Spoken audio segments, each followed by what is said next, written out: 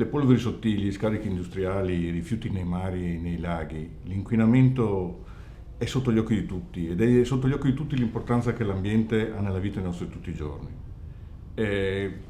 Giornali, radio, televisione, social media ne parlano, ci raccontano allarmati lo stato di salute del pianeta, ma non solo cose negative, ci sono anche esempi positivi.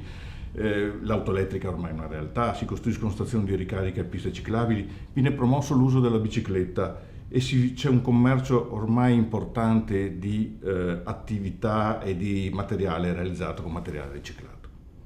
Le lampadine a LED sono ormai una realtà e consumiamo molta meno energia rispetto al passato. Quindi vi sono tantissimi comportamenti che le nostre azioni possono fare per migliorare l'ambiente. Tutti i problemi ambientali sono tecnicamente e scientificamente molto complessi e hanno bisogno di una crescita culturale e la partecipazione e mobilitazione di tutti i cittadini, dove ognuno può fare la sua parte per lasciare un'impronta un po' più leggera su questo pianeta. L'ambiente siamo noi tutti i giorni e con i nostri comportamenti. Quindi la parola chiave è responsabilità. In questo senso molte ricerche in campo educativo hanno evidenziato come gli aspetti cognitivi siano insufficienti per promuovere atteggiamenti e stili di vita sostenibili. L'educazione ambientale a scuola è quindi un compito importante: formare cittadini responsabili e capaci di fare scelte a favore dell'ambiente e del bene comune. È molto importante coinvolgere i bambini sotto l'aspetto emotivo e affettivo oltre che logico e razionale. È quindi possibile integrare cultura ambientale con cultura del vivere quotidiano e stimolare consapevolezza e partecipazione ai problemi. In sintesi, fare educazione ambientale dovrebbe superare i recinti delle singole materie per affrontare problemi reali ed essere capaci di proporre soluzioni concrete. È orientata a sviluppare competenze e un sistema di valori che superi l'individualismo, capace di identificare l'interesse del singolo con il bene della collettività. Innovativo è poi il più ampio approccio dell'educazione per la sostenibilità, che lavora su progetti condivisi, scelti insieme ai ragazzi e non imposto verticalmente agli insegnanti. Si basa sulla curiosità e sullo spirito esplorativo, si sviluppa con il lavoro sul campo. Stimola il pensiero critico, l'osservazione e la discussione dei problemi.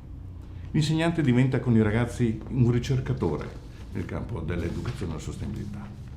Ma da dove vogliamo partire se fare un progetto di educazione ambientale nelle scuole?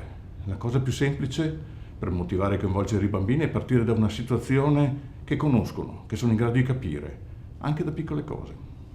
Ci sono tantissimi stimoli da affrontare: spreco di acqua, troppo traffico, troppi rifiuti, uso scarso dei mezzi pubblici, sporcizie, spreco di energia, riscaldamento troppo alto d'inverno, condizionatori troppo alti con temperature troppo fredde d'estate. Insieme ai ragazzi è possibile nuovi modi per usare le risorse a disposizione e condividere comportamenti corretti verso l'ambiente. In questo modo spesso i bambini sono in grado di educare anche i loro genitori. Il progetto Raccontiamoci la salute, con le sue 6A di quell'ambiente, rappresenta un'ottima occasione per coinvolgere i bambini sui temi ambientali e portarli a domandarsi: cosa posso fare io? Divertendosi e usando il linguaggio universale dei cartoon. L'educazione ambientale quindi può cambiare i nostri comportamenti, ma per farlo ha bisogno della curiosità, dell'immaginazione e della fantasia dei piccoli. Un noto disegnatore di fumetti diceva: se lo puoi sognare, lo puoi anche fare.